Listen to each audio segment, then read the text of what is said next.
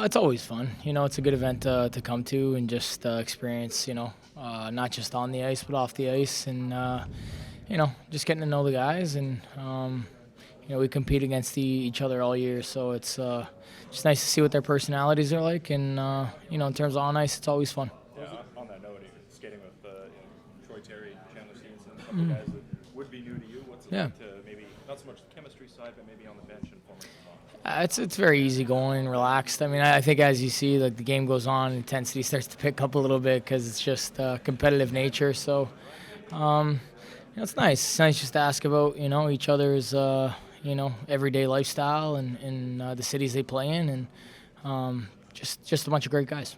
Next year, All-Star, they announced it's going to be in Toronto. Your thoughts on playing in a former city? Yeah. Goes there and being players on the court. For sure.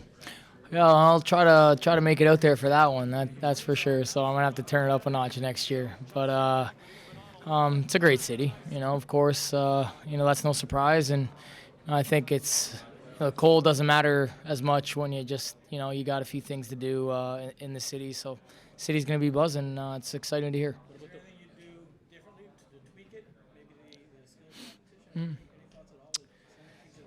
Yeah, I'd just like to see more, kind of a higher pace. And, I know in terms of broadcasting and TV, it's tough to fit into the schedule. But I think a couple more events could be added. That way, makes it a little faster pace.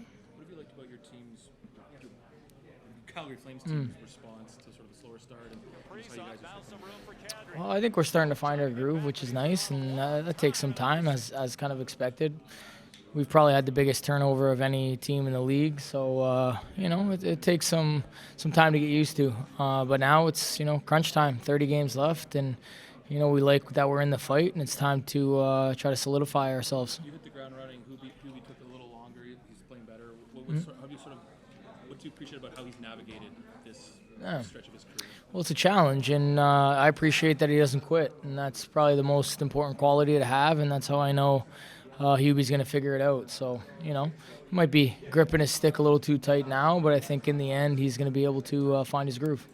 It was, the break came at a time when you guys come off that huge win in Seattle, but even though it was a little while ago, that win maybe springboard this team to come out of the break strong. Yeah, in Seattle, you said? Absolutely. I mean, that's a great team. I think they were first in the division at that point in time, and just have that confidence. I think we're a team that has that belief in any building or against any team. We can, if we play the right way, we can come out on top. So, that's always positive mindset to have. What do you make of the West? It's so tightly packed. 6, 7, 8 teams, and it all flip around. Exactly. In April. Yeah, it's probably the most fun that way. Really, I think 5 or 6 points separates first, fifth, or sixth in our division. So. It's always fun when you're in the hunt, and we got an opportunity to even be in the top 3 or top 2, 1, and we haven't even played close to our best. So that's that's a positive sign. You saw you with Mitch on the ice and sharing those moments. What do you think about that group and how they've kind of navigated this season as well after what happened last year? Well, it's always a step in the right direction. I mean, playing well in the regular season and setting yourselves up, and I think for them, obviously, the next step is in the playoffs, and I think they're more than capable of doing that. When you and Mitch catch up, what are you catching up on? Yeah, it's not really so much about hockey. So Mitchie's like a little brother to me. So known him for a long time, and I just respect his maturity. And he's always, when he's hanging out with the boys, he's always lets his immaturity show a little bit because he's just a spark plug. He's so much fun to be around, and I always love catching up with Mitch. You said you reminded him that you don't understand the I mean, hey, I earned it, didn't I? I can remind whoever I want. So I always like to give him a hard time about it. So he's always a pleasure to be around. Did you give him a hard time about the Miami Vice look, or was that a positive thing? Yeah, no, I did. I didn't like his skates yesterday, and I let him know. I didn't like his shootout move either, his breakaway challenge. So I guess he had something else planned out, and it didn't work exactly as planned from what I understand. But, that's the best part about Mitchie. He just shakes stuff off and keeps moving forward. Today seems like there were a bunch of chances in the second half.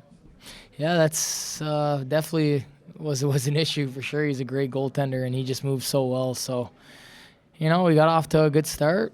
Couldn't put it in the back of the net. I think that's just a little bit of rust. Just everybody in our division. We got to spend lots of time together. Even in our conference, we suit up in the same dressing room. So many great players that I respect and admire, and it's just nice to all be under the same roof in the same dressing room.